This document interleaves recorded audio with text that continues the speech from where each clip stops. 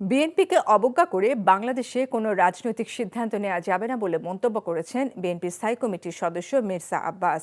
বিকেলে শান্তিনগর ইউনিট বিএনপির ইফতার মাহফিলে অংশ নিয়ে তিনি একথা বলেন।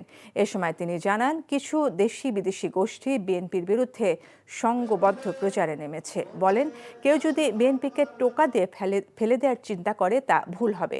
পাশাপাশি দলের নেতাকর্মীদের মধ্যে যারা চাঁদাবাজি করে তাদের বিরুদ্ধে কঠোর ব্যবস্থা নেওয়ার হুঁশিয়ারি দেন মির্জা আব্বাস।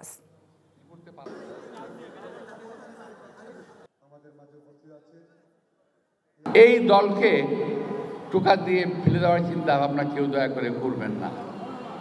অনেকে ভাবছেন যা ভাবছেন করে ফেলবেন না। বিএনপিকে অবজ্ঞা করে, বিএনপিকে খাটো করে বাংলাদেশে কোনো রাজনৈতিক সিদ্ধান্ত জনগণের পক্ষে সিদ্ধান্তকে বাতিল করতে পারবে না। এই ঈদে জামা জুতো অ্যাক্সেসরিজের ডিসকাউন্ট।